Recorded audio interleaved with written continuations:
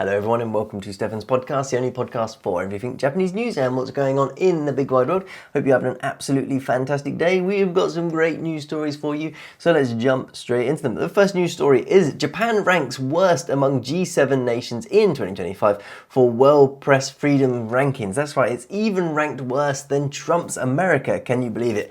Now this survey was actually really in depth. They factored in a whole bunch of different factors to give these countries different ratings. And they've got every single country in the world. If you're wondering which country came first out of, I think it was 193, how many do? 180. So out of 180s, the one that came first was Norway, second was Estonia, 3 Netherlands, 4 Sweden, 5 Finland, all in that sort of Nordic area.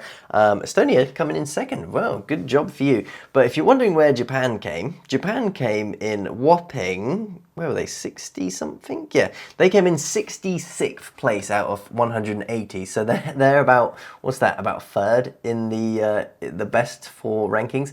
So the factors that they took into this were political indicator, economic indicator, legislative indicator, social indicator, security indicator, political indicator, economic indicator, legislative indicator, social indicator, and security indicator. Apparently, they are actually, yes, they're actually up a little bit from the last time this was done in 2014. They've moved up 4 spaces, baby. Ooh, champion, baby. Last year they were ranked as the 70th, and they lost only to America. And to be honest, they didn't lose to America by very much. So Japan had a ranking of 63.14 in the global score, and America came in at 65.49. The rankings in some of the places, they did better than America, and some places America did worse. There's a bit of a mix for it, but the big one here that I think Japan has over most countries is they had this social, where was it? Social indicator, and they've come out of that as 112th. So that's where they're really struggling, is that they have this social thing that they don't want to make a big fuss out of things, and that seems why a lot of stories don't get pushed out there. Political indicator on it was, well, that was one. If you're wondering where the good old UK came, my home country, we didn't do too bad. We came 20th, but there's still a few places we could do better. Where was it? Social indicator was a big one, and legislative indicator was apparently high. Came in at 40. It's just interesting, all of this stuff, that which countries were rank higher in it, which ones are better. If you're thinking about places to move, this is actually probably a really good indicator of how that country is going to be, because this is interesting to note. South Korea also came they actually beat Japan very slightly. South Korea came in at 61, would you believe it? And interestingly enough, if I was to say which press is worse going to different places, I would have guessed Korea, because Korea have very strict TV laws. They're a very Christian country. A funny one was, when I went to Korea, and I couldn't remember if it was smoking or a gun. It might have been smoking and I think it was both. I made a video on it, but I can't remember. I did it so long ago. That if on TV someone was smoking a cigarette, they would blur out the cigarette during a certain time. And also, if a gun was shown or a knife was shown, they would do the same thing and they would blur it out for some crazy reason. The weird thing was, if there was like a knife pointed here on the table, it wouldn't get blurred out until someone like went and started using it to attack someone. That's when they blurred it out. I've never seen them do anything like that in Japan. I will say I haven't watched much Japanese TV since being here, and the stuff that I have watched tends to be like a variety show in the morning or the news. And do you know what's funny? I never watch Japanese news. I've watched it maybe once every 6 months that I'm here, and I always see the same comedians who were in Undocumental in that show, and I've only watched like 2 seasons of Undocumental, so I just find it funny when I watch Japanese TV. But that's interesting nonetheless. Japanese ranked the bottom 7th. I think the social indicator is probably a big one. They have a big thing here that they don't want to make a huge fuss. Yeah, social was the worst one, 112 out of all the nations. When you look at that, wow, that really has brought them down. If they didn't have that giant social score, they would probably be ranked much higher. I'm just looking at all these different stats here. Funny enough, South Korea also ranked high in the social section, 93. This is a fun little survey. But UK, I can't believe UK is 20. We should be a little bit higher than that. And I'll be totally honest, I can't believe that Japan has lost out to America at the moment with all the stuff going on in their press. America, if you're wondering, have actually gone down from last year. They were rated 55. They've gone down 2 points against Trump, who wants to reopen Alcatraz. Alcatraz. Did you see that news story? That is absolutely ludicrous. I've been to Alcatraz. Probably, in my opinion, the best tour that you can go on ever. It's so interesting. Going to the island is beautiful. Learning the history of it. I still am so interested in Alcatraz, even though I've been to the island. I've learned so much about it. I've seen all the movies. I think it's one of the most interesting places in the world. It brings in. I actually googled this for this video. But it brings in a whopping 1.6 million visitors a year and brings in $62 million in profit, in hardcore cash, baby. And they want, actually, sorry, that's in revenue. Maybe not in profit, but they brings in $60 million, a lot of money, but they are considering reopening it as a prison. As someone who lives on an island now, reopening a prison for an island is just stupid. The reason why it closed is because the costs were so high. It was 3 times more expensive than any other prison just because you have to ship stuff over to it. And that leads into just a nightmare. Anyone who knows anything about boats or anything, you add water to anything and it pretty much doubles or triples the cost. And you've then got to find people to live there, live on the island.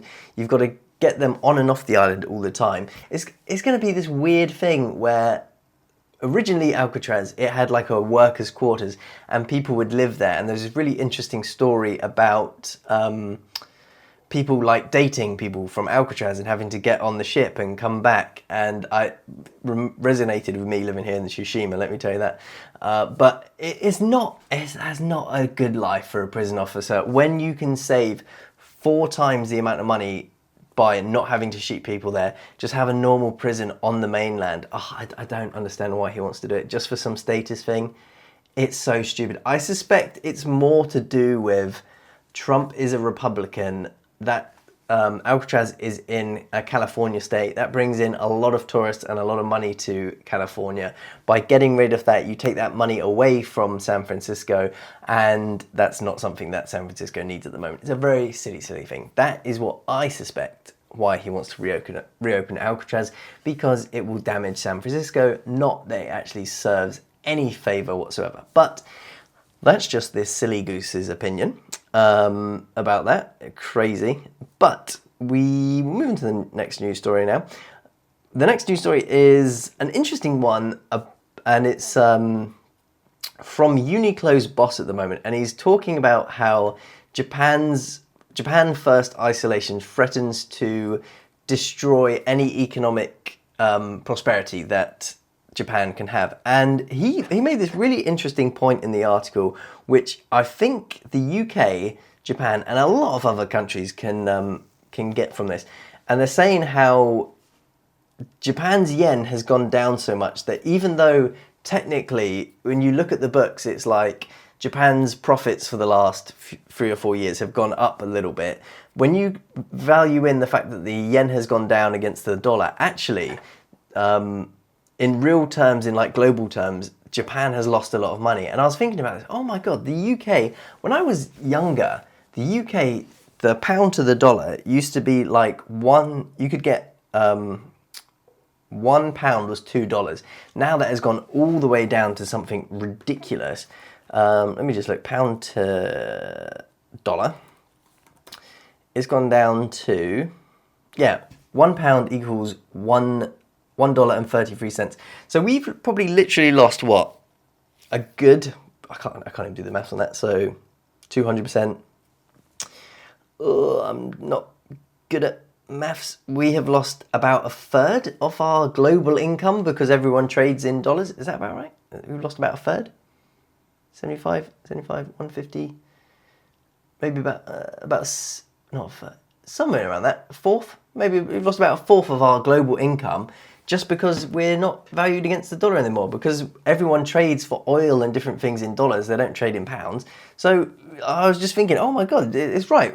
Overall in the world, we have lost this huge amount of money, even though everyone will say on the books that the UK has done fairly well and that we've some years made a profit, not these record ones. But I was going, he's right. We've lost loads of money, and America's doing very well from it. Probably China are doing the best, but it's an interesting story about how being a super focused on just on their own country, because UK and Japan at the moment, we have these two very similar things going on at the moment.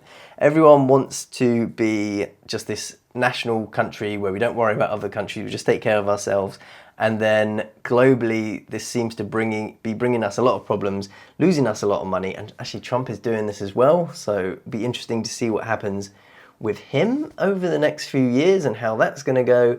The tariffs things to me just seems crazy. I don't see the reason why they're doing that, other than it brings in a load of money to the government, which will, I suppose, bring down their debt because they're bringing in more money. But the money should be going to the people, and I don't like it. Yeah. But honestly, I'm going to link this article. Give this a read because it's very interesting on like nationalism and how it affects the country. I thought he had some really, really interesting points in there. He has all these different philosophies for his business.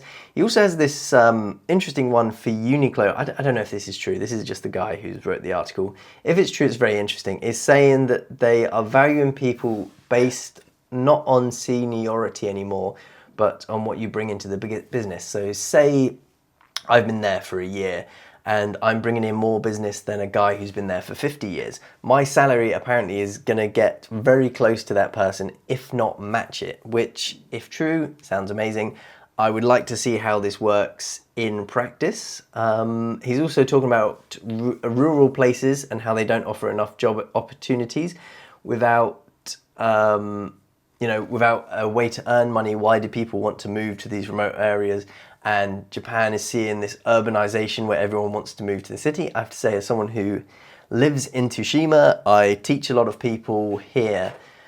I get worried about what jobs are in the area for my students when they leave, and a lot of my students leave the island. Not so much in the bottom bit here, but certainly in the top bit. It used to be about half of my students when they left junior high school would go to high schools off the island. Now that I'm living in the bottom of the island, there's a lot more people here.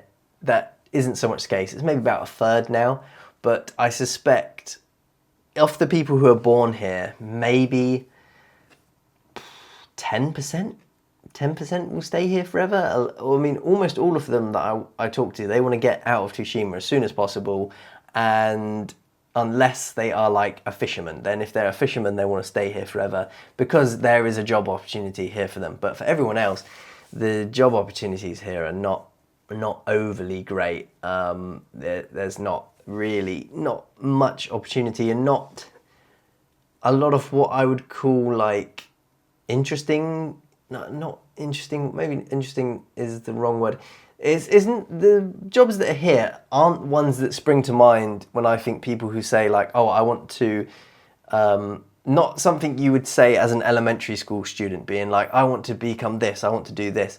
There are very few jobs here like that. Even, I suspect, firemen, things like that, I imagine those jobs go very quickly here, very, very quickly. I've never asked. But they do have recruitment pages on the wall, so maybe I'm wrong. Maybe Tsushima is in need of policemen, but it's just an interesting point. Like, why do people want to move to rural regions? Because there's no job opportunities. If there's job opportunities there, of course people want to live in the countryside. It is great. We just had this interesting thing about London at the moment.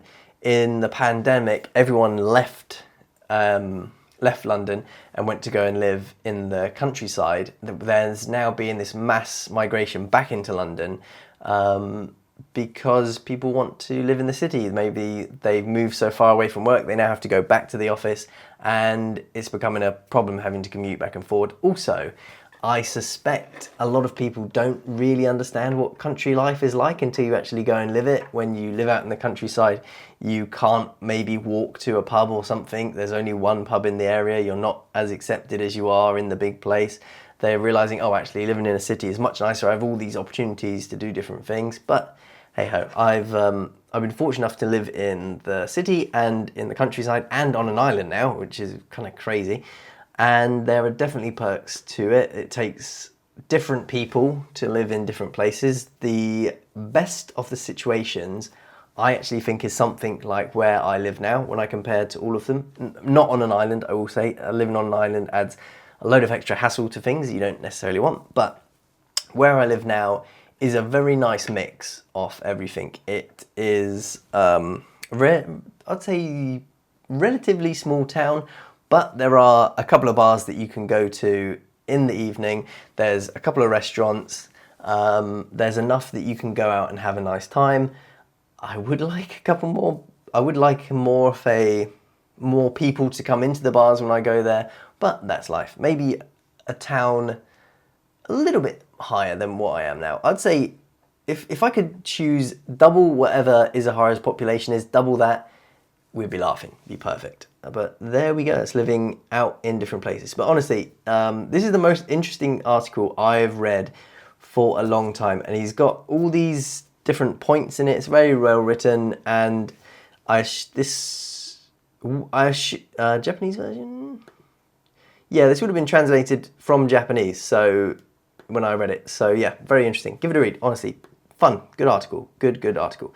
We just had Golden Week here in Japan, and if you know Japan at all and what they're like, they can't just have a holiday without there being some backlash coming back. And this interesting thing has happened from Golden Week where, first of all, Japan is having one of its highest quitting periods of the year because everyone has gone away, they've had a breather from their jobs, and they've decided, you know what, I don't like my job whatsoever, and a lot of people are quitting. Now, there's going to be a couple of reasons for this. I'm going to get into it. One of them is a lot of companies, they have big changes in April 1st because that's the end of their financial year. A lot of government things change. A lot of teachers change around then. And it's just interestingly enough that this time comes 1 month after these big changes. You maybe had a lot of new co-workers come in, or you've moved to a different part of the job, and you get to a month in and you go, you know what, this definitely isn't for me. You go home, you see some friends, you talk to them, you also just get a little bit of a rest break from work, and you go, bang, I'm quitting my job. So it's even up from last year. One of these special recruitment companies who specialize in helping people quit their jobs only in Japan, and apparently in America as well, and China and South Korea. But as far as I'm aware, we don't have them in the UK. If that's wrong, please let me know. If you work for one of these companies, I'd love to know what your thing is. But a lot of people are quitting. Not billions, but it's one of the highest times of the year, which I found really, really interesting. And then almost alongside that, in another newspaper, they're talking about this is the highest time where students don't want to go to school because similar thing. They've been in the school for about a month now. They've had a couple of days off. They've had the nice holiday and they don't want to go back to work. And apparently this is the time, according to, these are people who specialize in hikikomoris, so students who don't go to school because they hate school or they have a real learning disability and they basically drop out of life and they don't turn up. And people are saying this is the most important time where you do not let your son, daughter, whatever, do not go to school, because it creates this huge problem for the rest of their life. And this they've pinpointed it as one of the worst ones, especially apparently if your son or daughter is in the first grade of junior high school. because what's happened, they've gone from elementary school, they've moved to a different junior high school, they've mixed in with a load of different people. Maybe they've come from a really rural school and they moved to a big city school or a big town school. They feel shy, they don't like it, they want to drop out, and then trying to get back into it, the longer that they're off now, the harder it is for them to go back to school. So they've literally like pointed out like all the things that you should be saying to your kid on here. You should be like apparently asking for their permission to talk to the school, and there was a whole long list of this, and I just found like, wow, the Japanese people, this is why they don't let them have any holidays, because the second they have a holiday, they want to quit and give up. This is why it's crazy. They hate a holiday, or so says the news. I think everyone else who everyone else who has a holiday loves a holiday and wants more, and maybe more holidays, less quitty. That's my prediction anyway. But yeah, I found it funny that I was like, God, Japan can't even have a holiday without someone whinging about how people are quitting and how all the students are not going to go back to work because we had 2 days off this year. And that's the horrible thing. There's only 2 days off this year for Golden Week because one of them fell on a Saturday, and if a bank holiday falls on a Saturday, we don't get it. But interestingly enough, I believe if a Japanese bank holiday falls on a Sunday, then they move it to the Monday, unless the Monday was already taken, then it gets moved to the Tuesday. Why they just don't move them all to Monday, Tuesday, Wednesday, I don't know. It sucks. We lost a week. I lost a day off Golden Week. I get it. Some people work on a Saturday. If you work on a Saturday, that's the problem with working on Saturday. No Golden Week. Sad. Very sad. But there we go. That was that rambling going on. Next interesting one is this interesting thing. So if you get married in Japan here, you have to pick either your wife or your name.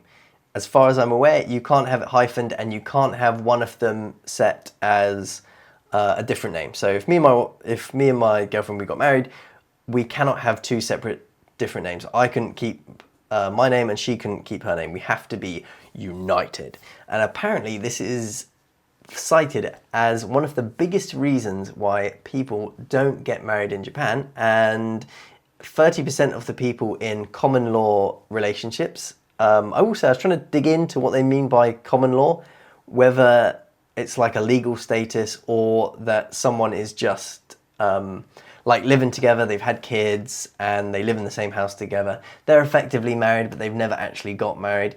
And a lot of people say it's down to this, which is interesting, especially as someone who is from a foreign land, who is looking at getting married. You know, the Japanese system is that my name is written in kanji, katakana, and if I was to get married to someone, it would be very, very clear then from their last name that they are married to or are gaijin, and I think that affects a lot of opportunities for them. So I've always said for years and years and years that if someone didn't want to take my last name, I wouldn't get married to them. I will say here in Japan could possibly be an exception, because I was really thinking about this when reading this article. I was like, man, anything that my kids or they apply to, it shows very apparent straight away that you are a gaijin. And this can have a lot of effects to someone living here. Anyone who knows applying for a job, you make one small thing wrong in your CV and bang, they don't hire you. And I wish we lived in a world where everyone wanted all different countries to be in there. Unfortunately, that's not the case. And I imagine my last name would affect some job opportunities in Japan, definitely in Japan. In the rest of the world, maybe not. But yeah, I was just like, oh, interesting. Could this affect me getting married here in Japan? That was just my thing from it. I don't know what would be the excuse for someone who was, you know, Japanese, why they wouldn't want to do it. But from a foreigner perspective, that's one reason I see to that. I know some people just don't want to give up their names. Some parents maybe don't want them to lose their name. And it's just an interesting thing. Why Japan don't just let other people just choose their last names. I don't know. It's not that big of a deal. It makes no difference. It's just a name. If that was me, I was Japan, I want people to get married and have children like that because the old population is going down. I'd be going, screw it. Let's just you call yourself whatever you want. You want to be Mrs. Abreu, you want to be Mr. Kenshin, that's fine. Just get married and have kids. Please, the economy needs you to have children. In fact, to be honest, you want to give people extra days off. I'd make in more married days. Or if you have kids, you get way more days off. That would be a good incentive. Parents with kids, you get 20 extra days off. I tell you what, people would be having kids in Japan like that very quick because everyone wants an extra day off. But then they'd all quit their jobs, so we'd have a problem. Don't know what to do. Here's a problem. But that's that story. Next news story for you is Japan's rice. Japan's rice has gone up recently and it's doubled from last year. This has been a big news story on the books. The weird thing about it is apparently it's not a supply issue from what I've been reading. It's just that there's this marketing game going on with people releasing them and it's really difficult to understand. But the price of rice has gone up. Even I've noticed the prices of rice has gone up here, even though I go through a bag of rice about once a year. And it's just interesting seeing this, and it is affecting a lot of things to go up. For example, not only has the price of rice gone up, but the price of rice balls has gone up, and quite significantly as well. This has been one of the few first times that I've been in Japan and got, bloody hell, this has gone up a little bit. Rice balls, they on average were sold for 102 yen, and now they've gone up to 128 yen in January, and then have since gone up to 150 yen, and then they've gone up to 165 yen. So that, they've almost they've gone up by 50%. So a noticeable difference. It's one of the first things that I've ever noticed in Japan about a price really going up since being here. And I was like, wow, that's actually quite a lot. Is that going to stop me from eating a rice ball? No, because to be honest, I only eat them about once every 2 or 3 months, maybe once a month, 2 months, I have 1 or 2 a month. Yeah, 1 or 2 a month, I'd say, because they are nice. Especially I like the tuna one. That is delicious. That is fantastic. But they have gone up in price, and significantly. So this is going to affect people who rely on rice balls, because let me tell you, half of the Japanese diet of some people is rice balls, sugar and sake. So that is going to affect some people, and it's not good. And it's a weird reason why the price of rice has gone up. I expect some people are making a lot of money on it, but I don't fully understand the reason why it's gone up. It's very complicated. I'm trying to translate these from Japanese or work out why. I even asked some Japanese people, like, why has the price of rice gone up so much? And even they don't understand it fully. So I was like, okay, yeah, this is a corporate scam that's probably going on. Someone's making a lot of money on this rice, and they are probably very, very happy people, whoever they are. But there we go. You get all the comments on these articles, and some people blame the tourists, which make me laugh because Japan's population has gone down so much that there's probably less people here, even with the tourists, maybe. But let's be honest. If there's a problem in Japan, the number one reason that they like to stick it on is tourists. Absolutely love it. Absolutely love it. And I went to Kyoto and Osaka during very close to Golden Week, so probably one of the busiest times of the year for it. I didn't find it that busy.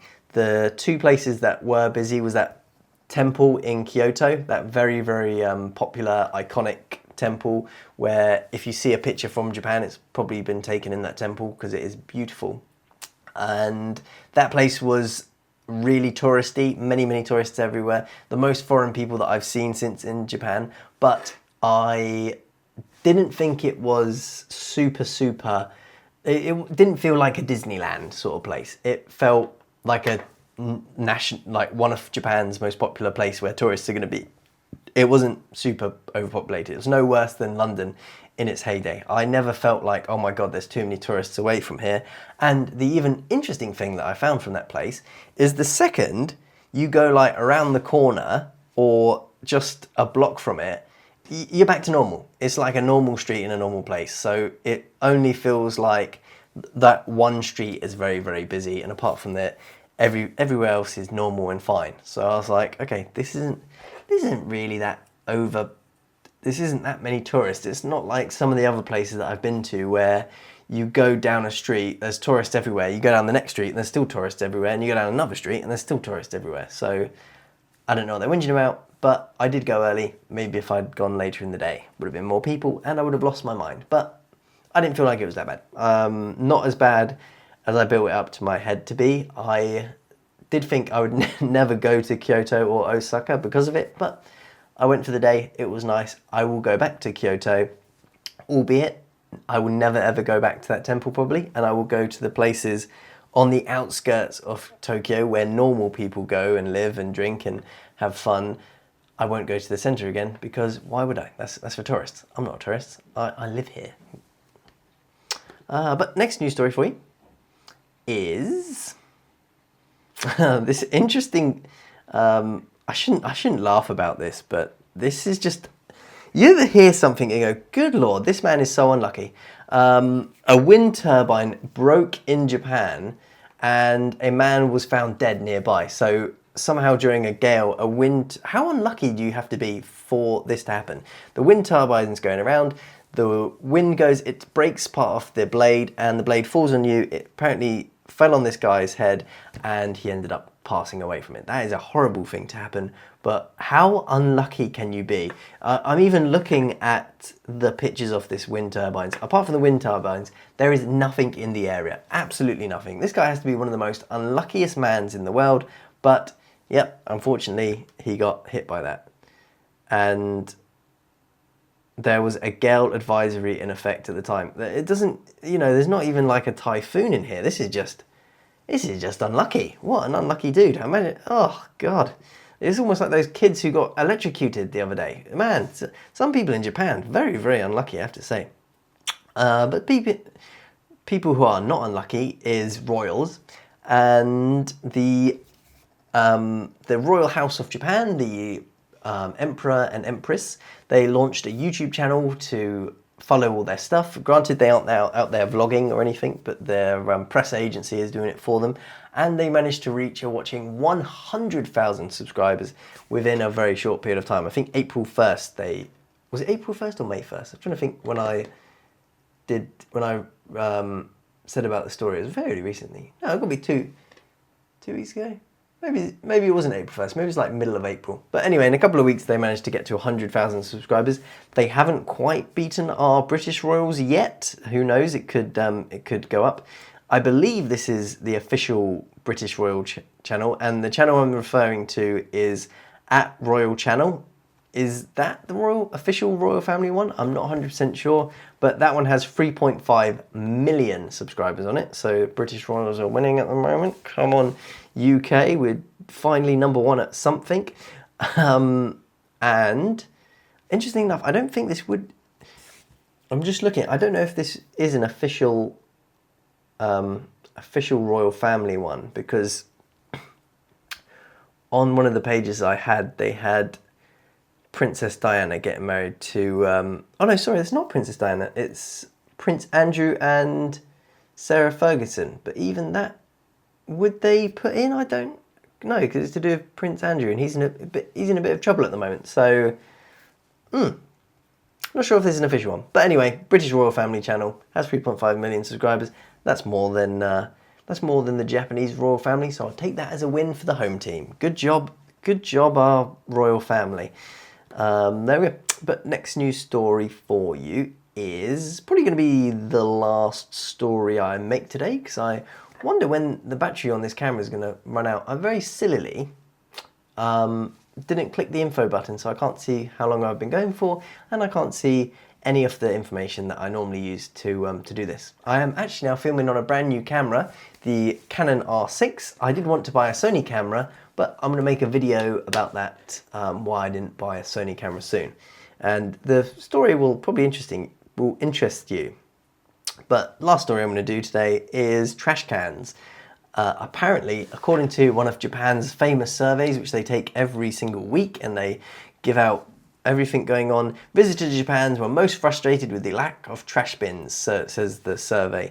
They surveyed about 4,000 foreigners, and 21% of them said that 21.5 airports. So 21% of the people surveyed found that trash was their biggest problem in Japan. To be honest, I don't even notice this anymore, because maybe it's because I know to do this, but if you ever have trash or anything, go into a Family Mart or a Lawson's or a 7-Eleven and you can dump it in there. And if you're in a city, there's no shortage of Family Mart, Lawson's, 7-Eleven, so you can just dump it in there. Just pretty much use Lawson and Family Mart as your public trash can. That's what I do anyway, and that's what anyone who I've been friends with has always done.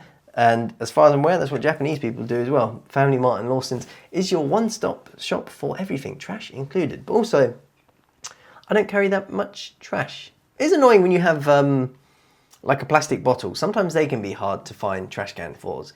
But I feel like when I'm in a city, they're not that hard to find. Maybe I'm wrong. Maybe I've just gotten used to it now and I don't even factor it in. But how much trash do you have?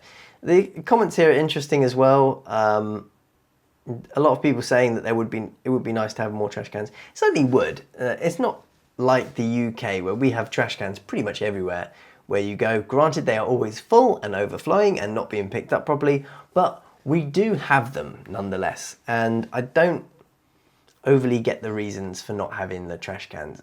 Yeah, I don't see why not. Even here in Tsushima, if I'm thinking of like public trash cans, they are really, really hard to find. They really are.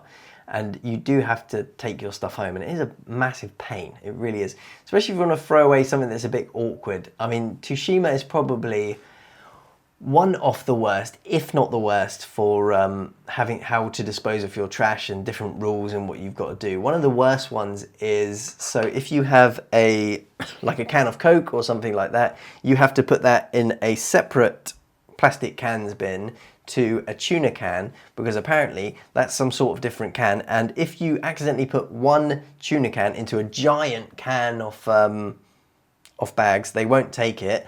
And also, here's another annoying thing, if you get a tuna can and just throw it into the red trash can by mistake, they will also put a sticker on the bag and not take it. It's one of the most frustrating things in the world, and it really does my head in. I've gotten used to it now because I've lived in Japan for 3 years, but I've had people come here from outside of Tsushima and they get the trash wrong, and then I get a yellow sticker and get blamed from it because the Japanese person who's come to my house has got it completely wrong.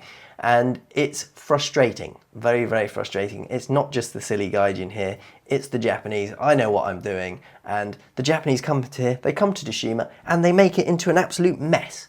It's disgusting. It really is. It drives me up the bend. Oh, how frustrating. But I think Tsushima have probably one of the strictest trash things in all of Japan, apart from, I think, Fukushima. We're going to start naming and shaming people if they got their trash can situations wrong, and they're going to post it in a newspaper or something. That's only the worst one. Certainly, my sister's one is way more relaxed in Ehime. She has put some things in different bins that would have got me hung, drawn and quartered here in Tsushima. And when I've been to Tokyo, Osaka and all other places and had to do my own trash because I'm in like an Airbnb, B&B and something, I have had way more problems than before. So frustrating, very, very frustrating. Tsushima, trash. It's frustrating. I said the trash can thing doesn't bother me, but actually I've realised it does bother me, and it's a huge pain, and the tourists are right, and it's one of the worst things about living in Japan. Yeah, there we go. It does bother me. I just went on like a 5-10 minute rant about the trash in Japan. It's annoying, very, very annoying. Oh, how I miss living in London when, I'll be honest, when I lived in London, I don't think I even recycled anything. It all just went into the bin, and it went away. The end. No problems for you. Happy life. happy days. London does have some advantages, and that was one of them. You can be lazy and not have to sort your trash out, which always made me laugh because my parents in Somerset would do a lot more recycling than I ever used to do, and they'd get into like, not Japanese trouble, but they would get into a little bit of trouble if they didn't. Here in London, when you have millions and millions of people, they don't recycle, the countryside cycles, and then it was a bit like, well, why? What's the point? If you're not doing it in the cities, what's the point in doing it in the countryside when you've got like 10 people? But anyway, I digress. That is the end of that, and that's the end of this podcast. This is the first podcast in 4K. I hope the quality was good. It's going to be interesting to see how the green screen is affected when I edit this. I interestingly used a zebra for the first time to see if it made a difference when I'm editing for this green screen, and maybe it will, maybe it won't. I will let you know in the next couple of days. Have an absolutely fantastic rest of your week, and I will see you in the next video very, very soon. Thanks for watching. Goodbye. Oh, and I forgot to say, subscribe. If you got this far, if you got all the way through this video, hit that old subscribe button. Give it a little tickle. Give it a little tickle, a little touch. Just give it a little bonk. And I'll see you in the next video. Thanks for watching. Goodbye.